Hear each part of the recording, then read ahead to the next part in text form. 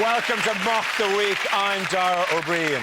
The big news this week, former Lib Dem leadership candidate Mark Oaten was revealed to have had a 6-month affair with a male prostitute. After the rent boy recognised him from seeing him on TV, Oaten denied it, saying, "I must have a double." Curiously, the exact same words that did for Charles Kennedy. The rent boy revealed that Oaten asked him to dress up in a replica football kit, although he didn't reveal if Oaten preferred 2 up front and 1 in the hole. We're definitely going to hell for that one. All right. A bottlenose whale swam up the Thames through central London. The whale faced a number of dangers from the strong current, from the low tide, and from passing the Japanese embassy where harpoonists were lined up on the reef. Newspapers competed over what the whale should be called. The Sun called him Wally, the Mail called him Willie, the Mirror called him Whaley, and the Express called him an illegal immigrant coming over here, stealing all of our plankton. Elsewhere, the Russians accused the British of using a hollowed-out rock in a Moscow park to transmit coded messages. The British Secret Service has rubbish comparisons with James Bond. "We're far more sophisticated than that," said a spokeswoman, Miss Kissy Shagminette. The rock was hidden in the bushes, waiting to be picked up in the park by 2 men as part of Operation Mark Oaten.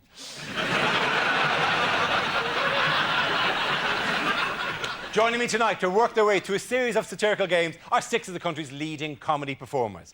John Oliver, Rory Bremner and Al Murray, Frankie Boyle, Hugh Dennis and Gina Yashere. Welcome to you all.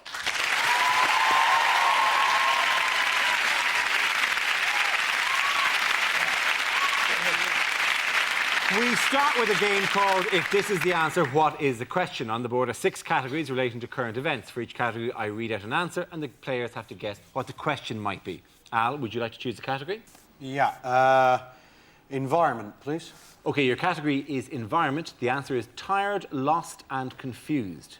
What is the question? How's Charles Kennedy?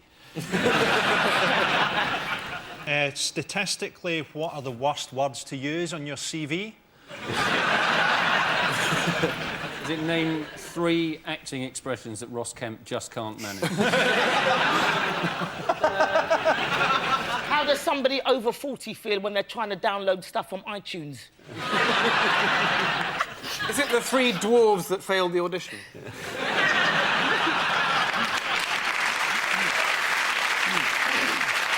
You're on an adventure holiday in the wilds of the Amazonian jungle. In the morning, you ask your guide how he is. What do you not want to hear?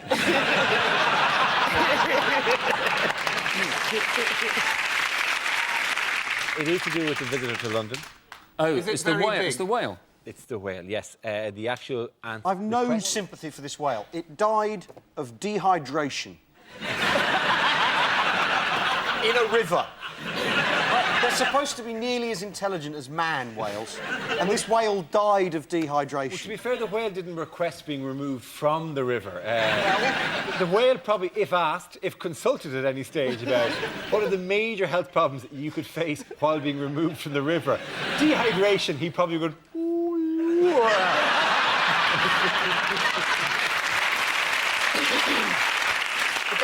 The best thing about this whole whale business is that there's now no need to go to New Zealand. Simply no need. You're 28 hours of connecting flights to look at whales. There's no point. They're in our river. Do you know one of the reasons I think it swam up the Thames was because the Navy were doing sonic soundings and stuff off Southend, and this apparently confused the whale. Because it sounds like an explosion to us, but to the whale it said diversion, North Sea closed. Delays possible till November. I was very impressed with the fact that I spoke to a number of people who said, well, it received all the coverage because we in Britain love animals. Ugh. And you're kind of going, no, I think any country that had a whale swim into the middle of the capital city would have probably gone, oh, a whale, that's a little bit unusual, to us. I don't think there's any country in the world that gone, oh, the bloody, like an urban fox or something. The bloody whales are at the bins again. It was the same week, the whale came up the Thames, the same week as Ben Fogle and, James Cracknell, rowed across the Atlantic. And the whale was probably thinking, look, if they're going to take my territory, I'm going to London and I'm going to present Cash in the Attic.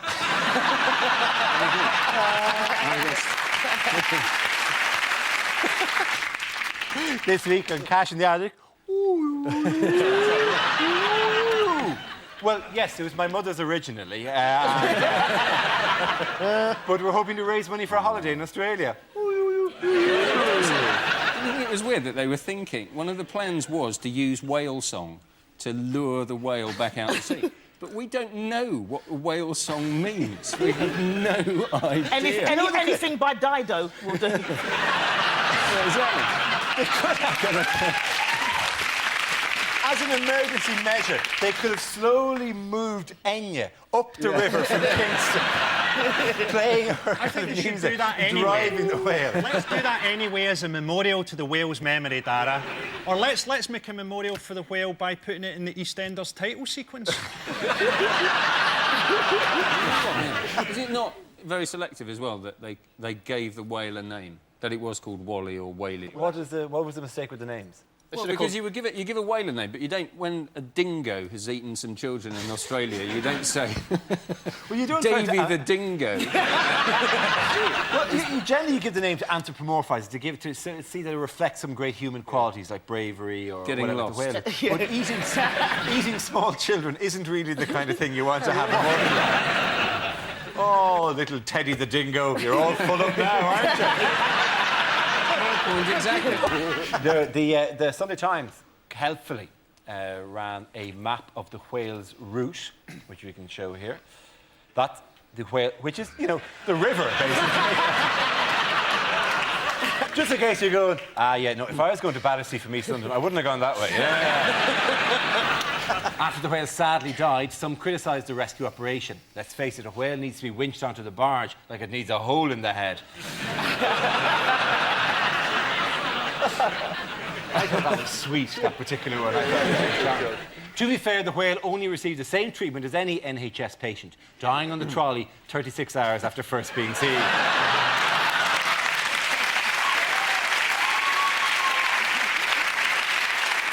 The next dilemma is how to dispose of the body. The search is on for a toilet big enough to flush it down. So I couldn't do that. That's just... Bravo. At the end of that round, I think the points have to go to Al, Rory and John. This round is called Bombshell Phone Calls. Here, two players take on the identity of famous figures who are on the phone to one another. At some point in the conversation, one of them will drop a bombshell. Frankie, you are Russian President Vladimir Putin, calling Tony Blair, played by Rory, to discuss the growing tensions between their countries. Take it away. Hi, hello. Hello, Tony. It's Vladimir Putin here. Quite impressive. Very good. Sorry, who? I think you know who it is, Tony, so hurry up. I can't hold this accent forever. You're a bit faint. Can you actually talk into the rock and I can hear you a bit clearer? Ah, yes, very funny, Blair. Don't think that we haven't had British society under surveillance for many years. What do you Big mean? Ben is a radio aerial, Alton Towers is a Russian supercomputer, and Chris Tarrant is an android that we placed in your society to cheapen and degrade you. Well, that one worked, didn't it? Yes, you know a Russian sense of irony, Tony? Yeah. Well, for many years, both of David Blunkett's eyes were cameras.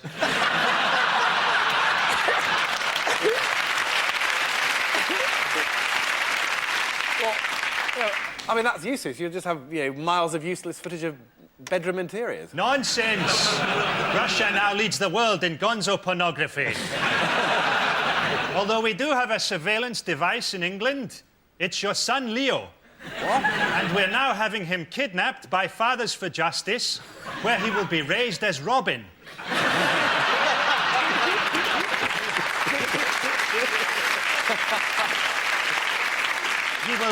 He will then be brainwashed into thinking that Cherie Blair is the Joker by showing him pictures of Cherie. Right, well, two can play at that game, Vladimir. All right, yeah, we're not paying our gas bill, we're going on direct debit, and we're going nuclear, right? Well, I think we've covered everything, Tony. You haven't heard the last of this. Yes, I have.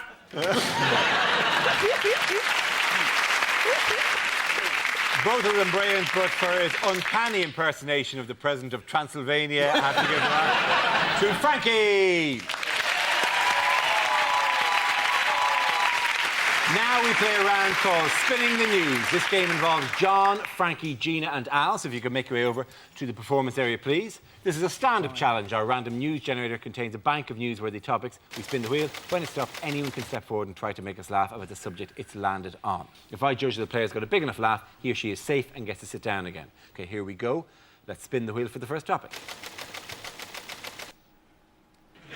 First subject is the ageing population. John. Shame on you for laughing at just their faces. Now, Michael Howard at the last election said that you can tell a lot about a country by how it treats its old people. But I've always found that you can tell more about a country from guidebooks and first-hand experience. Because last summer I went on holiday to Italy and I spent the whole time looking at old people, and in hindsight I wish I'd visited the Leaning Tower of Pisa. I'd heard that Italian food was the best in the world, but as far as I could see, it was just bowls of mashed-up apple. Well done, John. You can sit down. OK, let's spin the wheel again. The subject is Tony Blair's respect agenda. Who wants to come in on that? Gina. OK, so now Tony Blair's government is now clamping down on loutish behaviour while at the same time trying to ban parents from smacking their kids. Little bit, something wrong with that. I'm from a Nigerian background, and when I was a kid, I used to feel jealous of my white friends because they could shout at their mums. I remember going to my mate's house when I was a kid and her mum coming in and telling her to go to bed, and she was like that, "Shut up! Get out of my room, you old trap! I'll go to bed when I want!" And then her mum leaving the room, and then me going home to my Nigerian mum and doing the same thing. My mum comes in, "Gina, time for you to go to bed." I was like, "Shut up!" I was in a coma for 6 months. Let's get back down. OK, Al and Frankie are left. It's a tiebreak situation. We'll pick one topic and you can both speak on it. Let's spin the wheel. The topic is living with terror. Al, do you want to go first? We are very lucky in the war on terror to have the Americans standing shoulder to shoulder with us. Shoulder to shoulder with us in the war on terror, because they've done their bit to help this country in the war on terror, because if the Americans hadn't funded the IRA for 35 years, we wouldn't have the faintest idea how to deal with terrorists, would we? The main thing is the clueless. To try and solve the terror thing, the Americans, what they've done, they've gone to Afghanistan to try and find bin Laden. They're looking for a man with a beard in a country where you have to have a beard. It's a needle in a haystack, isn't it? It's a slapper in Essex. You know she's there. Which one is she? Thank you very much, Al. Sit back there. No. Yeah, come on. Frankie, it's your turn. We know we've got this thing now, extreme rendition, where basically they fly people out to torture them, and those flights stop in Scotland. I mean, this is horrendous. People being denied basic human rights, orange jumpsuits. How are we supposed to tell these flights apart from EasyJet?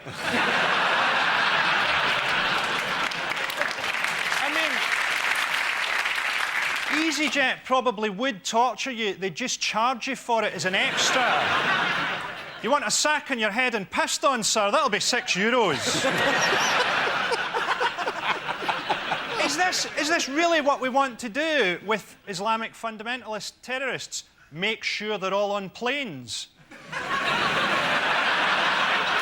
Isn't that a bit like when they used to lock the A-team into a shed full of old mechanical parts?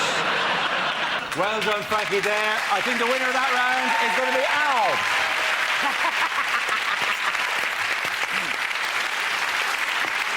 The next game is Headliners. I show the teams a recent photo along with the initial letters of a newspaper headline. They then have to tell me what the letters stand for. Here's a picture of the Liberal Democrat leadership candidates. So what does LDLC stand for? Liberal Democrats love cock.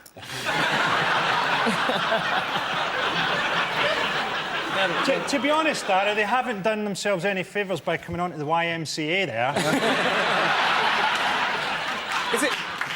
Is it going from left to right? It's loser, deviant, lefty, and codger. Is it the annual Liberal Democrat line dancing challenge? Lake Developers Learning Circle? I'll give you two. The first two letters do stand for Lib Dems. Lib Dems, loose Democrats. cannons. Lack charisma? Not a million miles off. Like Love crisps. A liberal snack. Crisps and crack, obviously. Liberal Democrats. The second letter is leadership. Leadership. Leadership's crap. I don't know what... Liberal Democrat leadership contest. The answer I was looking for is Liberal Democrat leadership crisis. Oh, OK. Crisis. Frankly, I gave you 3 of the 4 words. And I also said it was about things not going well. How many C words are there? And don't give me any suggestions.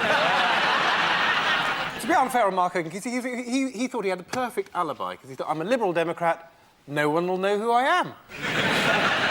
The Liberals are surprisingly liberal, Rory, I would have said. I'd love to go to their party conference. It must be like Freddie Mercury's Halloween party. Ming's feeling horny. Grease up another baboon.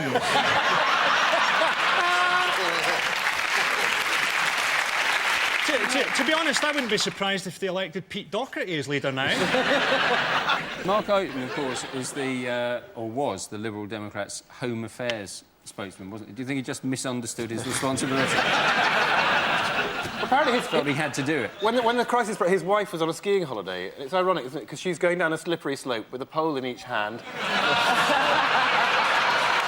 Not realising he's doing exactly the same. Apparently he was into humiliation, Mark Houghton. Well, So he must have loved general election night. Oh, there goes another key marginal. Ironically, he was regarded as a very safe seat. It sort of highlights the hypocrisy of the Liberal Democrats, though, isn't it? I mean, say what you like about Charles Kennedy, he would have had to have got pretty drunk to have shagged a guy. I think it would have been great to have Charles Kennedy as Prime Minister, a drunk Prime Minister. It'd be great to see, like, Trevor McDonald on News at 10 finishing an item by going, "The Prime Minister's meeting with Kofi Annan, which ended in a scuffle." How did Oaten describe the incident? Pleasurable. Well worth 80 quid. It actually was an error of judgment. I think that's fair, isn't it? Yeah, probably, to be honest. On Mark Oaten's website, he states that his policy is not to tolerate prostitution, but to move it to a specified area.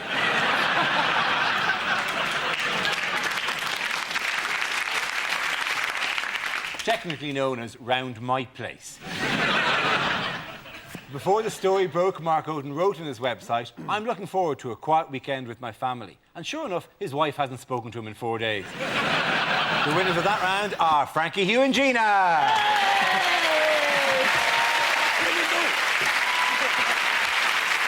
This next round is our version of Question Time called Ask the Politicians. I'll play the host. John and Frankie, you're members of the audience asking the questions. If you could please make your way up there. And the rest of you will make up the panel. Rory, you're David Blunkett. Hugh, you're a spokesman for the Conservative Party. Al, you're the voice of the silent majority. Gina, you're going to be a South London councillor. And may we have our first question from the man in the glasses there. Thank you. What does the panel think that we should do about bird flu? Mr. Blunkett? Right, well, I caught flu from an American bird once, and I had to have her put down. But I think we have to stop birds coming into the country. It's like the whale. I think we've turned into a soft touch for all mammals and avian creatures. I think they come here expecting to be treated on the NHM, the Natural History Museum. We should kick them out.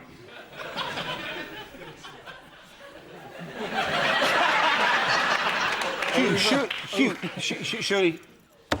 Over here. Follow my voice. Hugh, surely the Conservatives can't possibly agree with this. So this is a very modern disease. Avian flu H5N1. It even has its own postcode.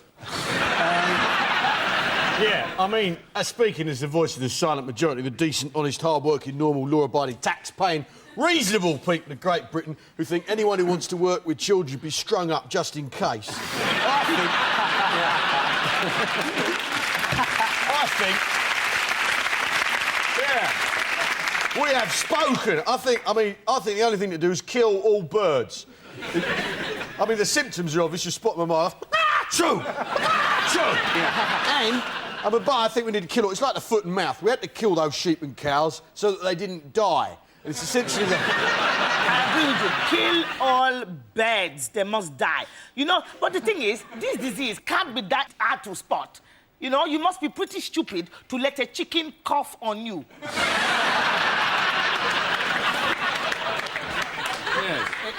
It's not just the sick ones, it's also the worried well.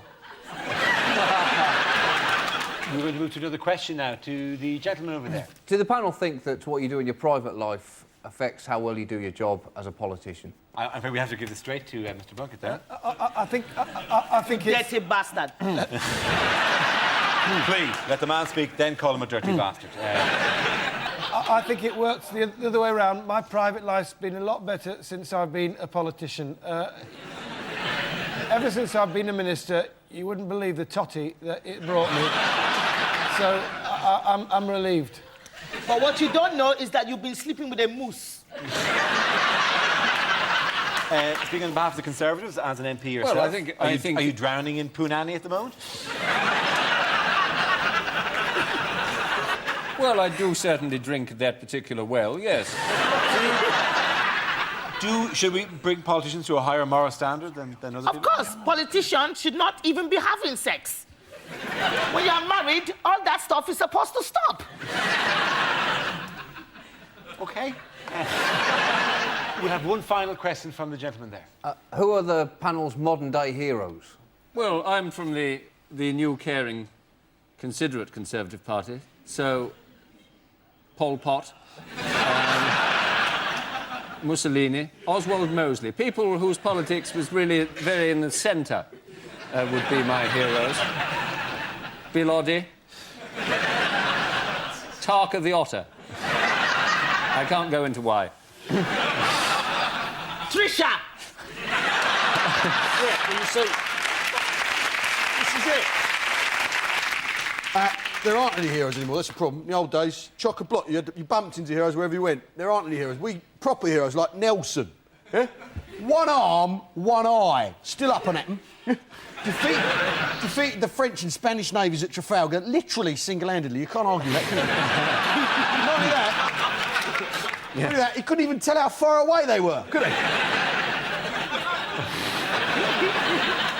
Yeah, and when the battle ended, he wasn't on the phone, was he, to blame direct? Oh, I lost my arm in a battle, and the Navy should have warned me that a battle was a dangerous situation to be in. So I want £2,000 for the arm, I lost an eye, I want 1,500 quid for the eye. I'm traumatised, I've got Napoleonic War syndrome. No. Douglas Baird had no legs, got in that plane, didn't he? Yeah, he couldn't work the rudder, so they had to point it in the general direction of Germany and off it goes. Mr. Bucket. It's a toss-up, Nye Bevan or Lassie. Can I just say that you are looking remarkably like Benny Hill?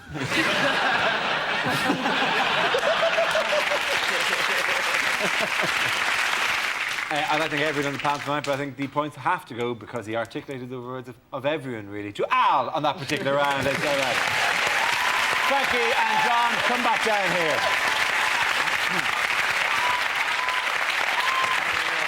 Now we come to our final quickfire round called Scenes We'd Like to See. This is for everyone, so if you can make your way over to the performance area, please. I call out ideas for scenarios we'd love to see, and the performers come in with their suggestions. OK. Here we go. The first subject is cliffhanger lines from a political soap opera. I'm John F. Kennedy. I've been in the shower. Did I miss anything? Hey, Condoleezza. I think I pressed the wrong button.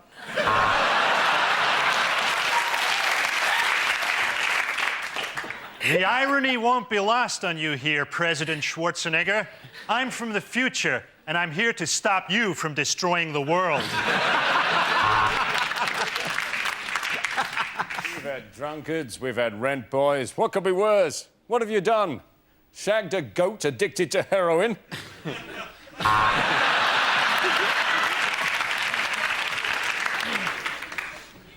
I'm sorry I missed your vote on sustainable agriculture. I'm afraid I was busy sleeping with your wife.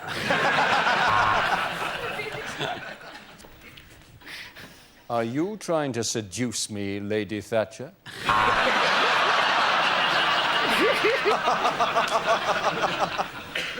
So, what do you say, George? Just you and me and Brokeback Mountain.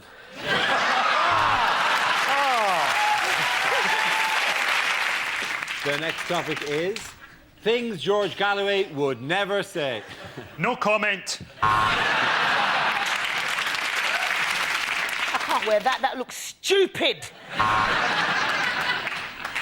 I'm very famous in the Muslim world for being an arse. Oh, enough about me. How was your day?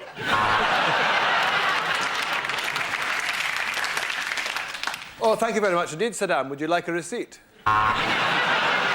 Next topic, please. Words you'd never hear from a newsreader. Welcome to Channel 5 News, thickos.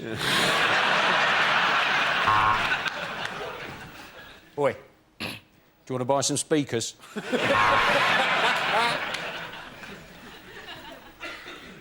Too revolting to describe.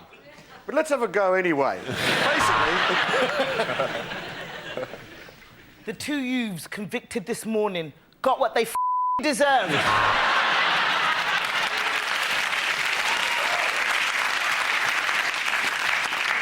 OK, they may have acquitted him, but he certainly looked like a paedophile. You've been watching Sky News. To be honest, I'd double-check everything you've just heard. Sir Gary Glitter received his honour at the Palace this morning. Welcome to ITV News on Ice. Must be unlikely. The next report may contain images that could give you the horn.